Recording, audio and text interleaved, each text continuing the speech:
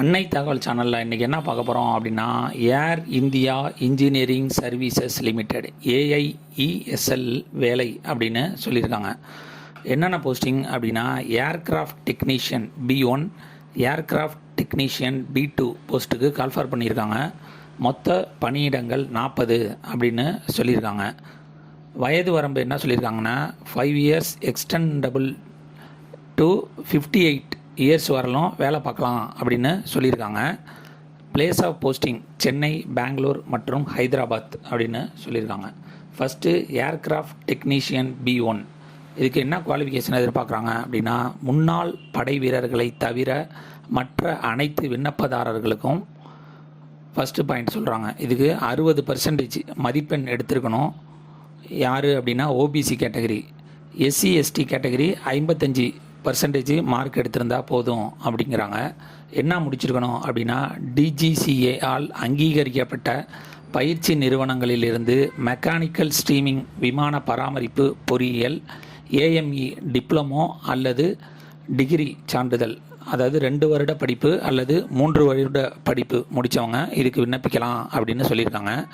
OBC category 60% மதிப்பெண்களுடன் மத்திய அல்லது மாநில அரசால் அங்கீகரிக்கப்பட்ட மெக்கானிக்கல் அல்லது ஏரோநாட்டிக்கல் இன்ஜினியரிங் அல்லது அதற்கு சமமான தரம் உள்ளவங்களும் இதுக்கு விண்ணப்பிக்கலாம் அப்படின்னு சொல்லியிருக்காங்க. SC/ST கேண்டிடேட்டுக்கு 55% மார்க் வாங்கியிருந்தாலே விண்ணப்பிக்கலாம் அப்படின்னு சொல்லியிருக்காங்க. மேலும் டிப்ளமோ இன்ஜினியரிங் 3 ஆண்டு படிப்பு முடிச்சிருக்கணும் அப்படின்னு சொல்கிறாங்க. முன்னாள் படை வீரர்களுக்கு குரூப் 1 மற்றும் குரூப் 2 அல்லது 4 வருட படிப்பு அல்லது டிப்ளமோ அல்லது அதற்கு சமமான தகுதியான இந்திய விமானப்படை அல்லது கப்பற்படை அல்லது இராணுவத்தால் நடத்தப்படும் ஏர் ஃப்ரேம் இன்ஜினியரிங் டிப்ளமோ முடித்திருக்க வேண்டும் அப்படின்னு சொல்கிறாங்க. அனுபவம் என்ன இருக்கணும் அப்படின்னு எதிர்பார்க்குறாங்கன்னா, விண்ணப்பதாரர் குறைந்தபட்சம் 1 வருட விமான அனுபவம் பெற்றிருக்க வேண்டும் அப்படின்னு சொல்கிறாங்க. அல்லது விமான போக்குவரத்து துறையில் பணிபுரியும் கைகளுடன் தேசிய பயிற்சியில் வெற்றிகரமாக முடித்திருத்தல் வேண்டும் அப்படின்னு சொல்கிறாங்க. ஃப்ரீ பைலட் சோதனைகள், ஸ்நாக் ரெக்டிஃபிகேஷன், உதிரி பாகங்களை மாற்றுதல் மற்றும் என்ஜின் மற்றும் ஏர்ஃப்ரேம் அமைப்புகளில் பழுது பார்த்தல் போன்றவற்றில் விமான அனுபவத்திற்கு முன்னுரிமை அளிக்கப்படும் அப்படின்னு சொல்கிறாங்க. சேலரி எவ்வளோ சொல்லியிருக்காங்க அப்படின்னா, ஸ்டார்டிங் சேலரி 27,940ன்னு சொல்லியிருக்காங்க. வயது வரம்பு 1/4/2024 அந்த தேதியில் 35 வயசுக்குள்ளே இருக்கணும் அப்படின்னு சொல்கிறாங்க. செகண்டு, ஏர்கிராஃப்ட் டெக்னீஷியன் B2, முன்னாள் படை வீரர்களை தவிர மற்ற அனைத்து விண்ணப்பதாரர்களுக்கும் 60% மதிப்பெண்கள் அல்லது சமமான தரத்துடன் இருக்கிறவங்க விண்ணப்பிக்கலாம் அப்படின்னு சொல்லியிருக்காங்க. அதுவே SC/ST பிரிவினர்னா 55% அல்லது அதற்கு சமமான கிரேடு வாங்கியிருக்கவங்க இதுக்கு விண்ணப்பிக்கலாம் அப்படின்னு சொல்கிறாங்க. என்ன முடிச்சிருக்கணும் அப்படின்னா, DGCA ஆல் அங்கீகரிக்கப்பட்ட பயிற்சி நிறுவனங்களில் ஏவியோனிக்ஸ் ஸ்ட்ரீமிங் AME டிப்ளமோ அல்லது விமான பராமரிப்பு பொறியியல் சான்றிதழ் அல்லது டிகிரி 2 வருட படிப்பு அல்லது 3 வருட படிப்பு படிச்சிருக்கணும் அப்படின்னு சொல்கிறாங்க. இதை தவிர டிப்ளமோ இன் இன்ஜினியரிங் 3 ஆண்டுகள், electrical, electronics, telecommunication, radio instrumentation engineering அல்லது அதற்கு சமமான மதிப்பெண்களுடன் மத்திய அல்லது மாநில அரசால் அங்கீகரிக்கப்பட்ட கல்லூரியில் 60% மார்க்கு இல்லைன்னா சமமான கிரேடு வாங்கினவங்களும் இதுக்கு விண்ணப்பிக்கலாம் அப்படின்னு சொல்கிறாங்க. SC/STக்கு 55% அல்லது அதற்கு சமமான கிரேடு வாங்கினவங்க இதுக்கு விண்ணப்பிக்கலாம் அப்படின்னு சொல்கிறாங்க.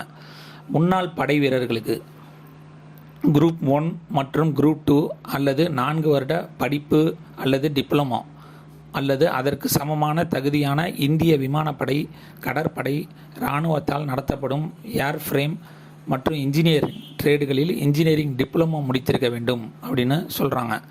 அனுபவம், விண்ணப்பதாரர்கள் குறைந்தபட்சம் 1 வருட விமான அனுபவம் பெற்றிருக்க வேண்டும் அல்லது விமான போக்குவரத்து துறையில் பணிபுரியும் கைகளுடன் தேசிய பயிற்சியை வெற்றிகரமாக முடித்திருக்க வேண்டும் அப்படின்னு சொல்கிறாங்க. ஏவியோனிக்ஸ் அமைப்புகளின் சிக்கலை சரி செய்தல், கூறுகளை பழுது பார்த்தல் மற்றும் மாற்றி அமைத்தல் ஆகியவற்றில் விமான அனுபவத்திற்கு முன்னுரிமை அளிக்கப்படும் அப்படின்னு சொல்லியிருக்காங்க. 1/4/2024 அன்னைக்கு 35 வயசுக்குள்ளே இருக்கணும் அப்படின்னு சொல்கிறாங்க. ஏஜ் ரிலாக்ஸேஷன் என்ன கொடுத்துருக்காங்க அப்படின்னா எஸ்சி எஸ்டி பிரிவினருக்கு 5 வருடம் ஏஜ் ரிலாக்ஸேஷன் கொடுத்துருக்காங்க. ஓபிசி கேண்டிடேட்டுக்கு 3 வருஷம் ஏஜ் ரிலாக்ஸேஷன் கொடுத்துருக்காங்க. Age relaxation to X serviceman will be permitted as per government rules பிரகாரம் கொடுக்குறோம் அப்படின்னு சொல்லியிருக்காங்க. இதுக்கு சேலரி எவ்வளோ அப்படின்னா 27,940 ரூபா அப்படின்னு சொல்கிறாங்க. செலெக்ஷன் ப்ராசஸ் எப்படி நடக்குது அப்படின்னா ப்ரிலிமினரி ஸ்க்ரீனிங் மற்றும் டெக்னிக்கல் அசஸ்மெண்ட் அண்டு இன்டர்வியூ நடக்குது. இதுக்கு அப்ளிகேஷன் ஃபீஸ் என்ன அப்படின்னா எஸ்சி எஸ்டி மற்றும் எக்ஸ் சர்வீஸ்மேனுக்கு 500 ரூபா டிடி எடுக்கணும் அப்படின்னு சொல்கிறாங்க. ஜென்ரல் கேட்டகரி மற்றும் எக்கனாமிக்கலி வீக்கர் செக்ஷன் ஓபிசி கேண்டிடேட்டுக்கு 1000 ரூபா டிடி எடுக்கணும் அப்படின்றாங்க. அந்த டிடி எந்த பேரில் எடுக்கணும் அப்படின்னா AI engineering services limited payable at Hyderabad அப்படிங்கிற அட்ரஸுக்கு எடுக்கணும் அப்படின்னு சொல்கிறாங்க. Interested candidate meeting the above eligible criteria attend the interview வந்துட்டு சென்னை, பெங்களூர், ஹைதராபாத் அப்படின்னு 3 இடத்துல நடக்குது. அந்த ஃபஸ்ட்டு எடுத்தோன்னே சென்னைக்கு வந்து Air India unity complex 1 GST road Pallavaram Chennai 43 நடக்குது. Landmark near Taj flight kitchen அப்படின்றாங்க. சென்னைக்கு வந்து 25/4/2024 அன்னைக்கு சென்னையில் அந்த இன்டர்வியூ நடக்குது.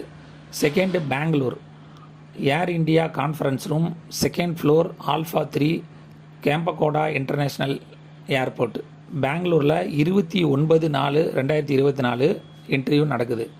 Hyderabad AEESL MRO near gate number 3 Shamshabad Rajiv Gandhi international airport ஹைதராபாத்தில் 2/5/2024 அன்னைக்கு இன்டர்வியூ நடக்குது. இது டைரக்டரு வாக்கின் இன்டர்வியூ. நீங்கள் போகிறப்ப அந்த டிடியும் உங்களோட சர்டிஃபிகேட்ஸ் எல்லாத்தையும் எடுத்துகிட்டு போங்க. விண்ணப்பித்து வெற்றி பெற்று பணியில் சேருக. நன்றி, வணக்கம்.